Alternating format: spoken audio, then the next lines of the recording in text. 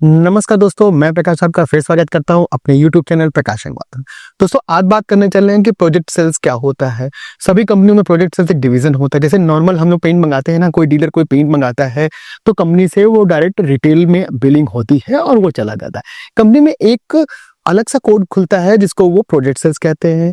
उसे चैनल 20 कहा जाता है एशियन पेंट में। बाकी कंपनियों में अलग अलग भी प्रोजेक्ट डिवीजन होते हैं। सभी बड़ी कंपनियों में, पेंट की कंपनियों में प्रोजेक्ट डिवीजन एक अलग होता है।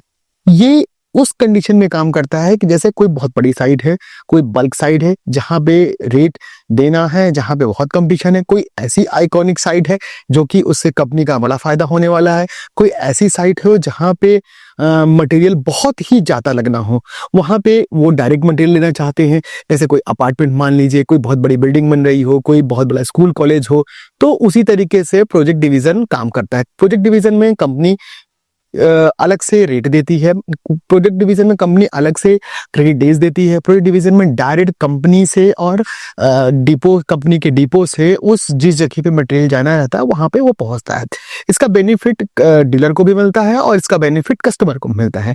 डीलर को बेनिफिट इस तरीके से मिलता है कि उसके टारगेट में वो प्रोजेक्ट सेल की सेल जोड़ी जाएगी, लेकिन हाँ, क्योंकि ये सेल इतनी बड़ी होती है तो उसमें प्रॉफिट मार्जिन उसका रिटेल के मुकाबले कम रहता है। रिटेल के मुकाबले वो प्रॉफिट ऑफ मार्जिन काफी कम होता है, बट प्रॉफिट रहता है, ऐसा नहीं है। तो उसको कैसे काम करता है ये project cell division?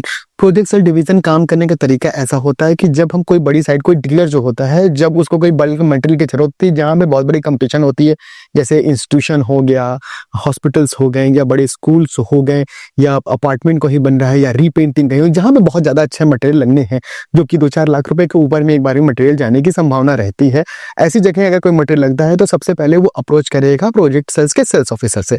Sales officer से ये बताएगा कि सर एक साइट ऐसी है जहां पे हमने रेट देना है और आप आइए और चलिए वहां पे चल के रेट देते हैं। तो डीलर के साथ वो मिल के जाएगा। सेल्स ऑफिसर जो प्रोजेक्ट सेल्स का है वो जाके वहां पे रेट देगा और साइट को समझेगा क्या चीज लगना है, किस तरीके से मटेरियल है, उसका वो अप्रूवल लेगा और लेने के बाद रेट पहले वो डीलर को देगा।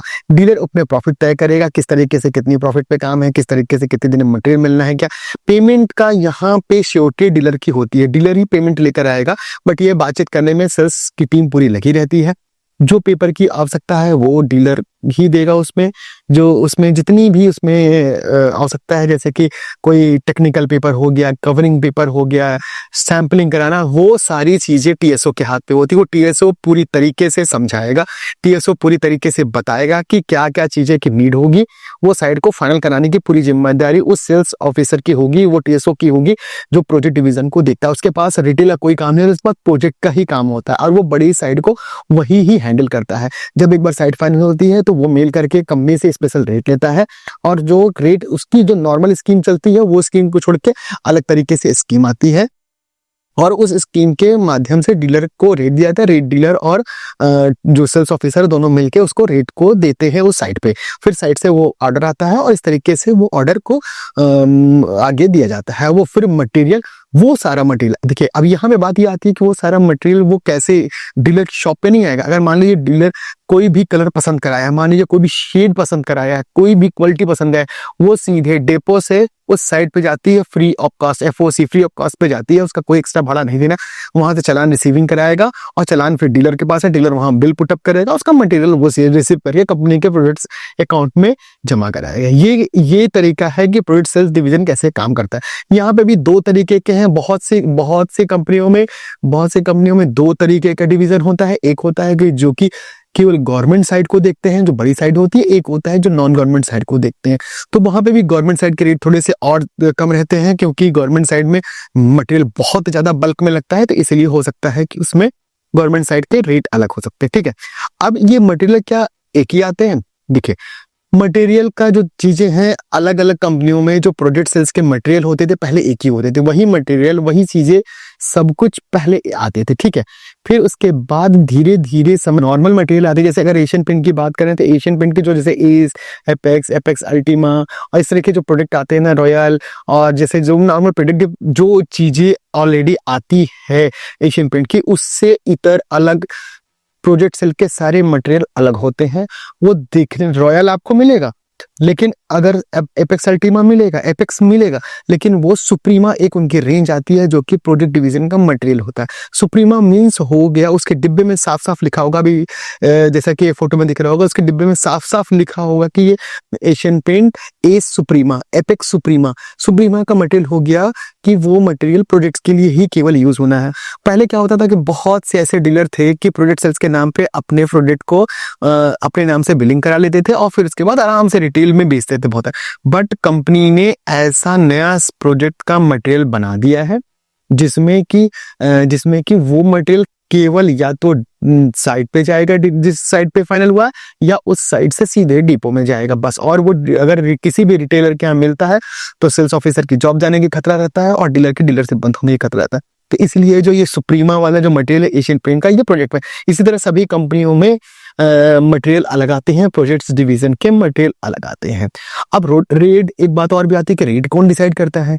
दोस्तों रेट डिसाइड करने का जो पूरी तरीके से है वो डिसाइड डीलर ही करता है। डीलर को ये होता है कि वो उसमें कितने % प्रॉफिट ले, बट जो सेल्स ऑफिसर होता है वो भी इसमें बताता है कि हाँ सर इसमें 10% प्रॉफिट है आपका, या 5% है, या 15% है।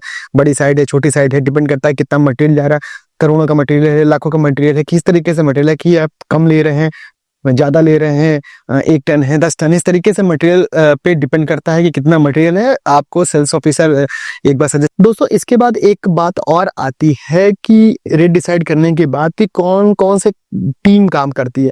दोस्तों प्रोजेक्ट सेल्स के लिए पूरी तरीके की टीम डेडिकेटेड होती है, जिसमें एरिया मैनेजर, पीएसओ और आरएम उसके अलग होते हैं।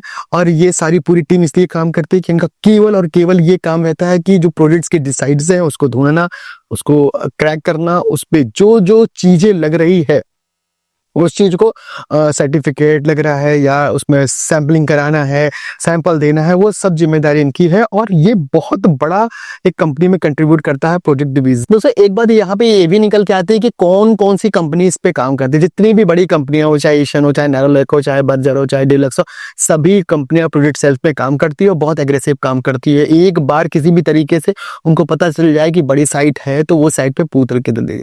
तो यहाँ पे एक चीज और भी निकल के आती है कि ऐसा नहीं कि ये बड़ी साइट, भाई एक शहर में कोई बड़ी साइट चल रही है तो एक डीलर ने बताया तो हो सकता है 10 डीलर ने और भी बताया है, लेकिन हमेशा जो लीड पहले देता है उसकी ही मानी जाती है साइट। ये बहुत ही जरूरी चीज है, ये इसको जानना कि ऐसा नहीं कि अगर आज आपने साइट वो बता दी, कल किसी दूसरे डीलर ने भी बताई तो उसको जाके चली जाएगी, ऐसा नहीं। एक बार फाइनल हो गया फिर दोबारा किसी शहर में किसी को वो साइट नहीं मिलेगी जब तक आप मना नहीं करोगे। अब हम इस पे काम नहीं करना चाहते हैं। तो सर इसके अलावा पूरी एक टीम होती है इसमें, जिस तरीके से अभी मैंने बताया पूरी टीम काम करती है और बहुत मन से काम करती है इस डिवीजन में।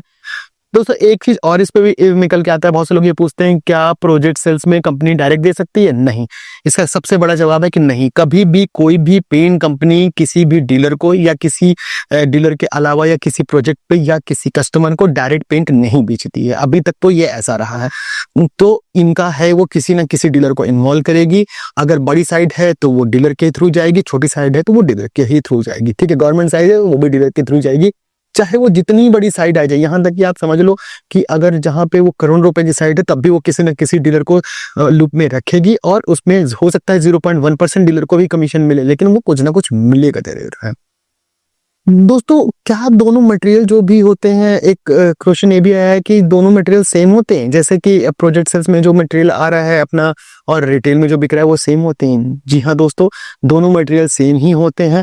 कंपनी उस मटेरियल पे अलग ब्रांडिंग इसलिए करती है कि वो मटेरियल मार्केट में ना जाके बिके, और वो मटेरियल अगर बिकता भी है मार्केट में जाके तो आसानी से पहचान में आ जाए कि ये प्रोजेक्ट का मटेरियल है, ये रिटेल का मटेरियल नहीं है। और कंपनी सभी चीज देती है, जिसमें पुट्टी भी हो गया रिटेल में नहीं, प्रोजेक्ट में मिलती है, पेन भी मिलता है, ब्रश मतलब लगभग वो सारी चीजें प्रोजेक्ट डिवीजन में देती है। और प्रोजेक्ट डेज में मतलब प्रोजेक्ट के साथ साथ प्रोजेक्ट की क्वालिटी में भी देती है। उसे क्वालिटी में कोई समझौता नहीं होता।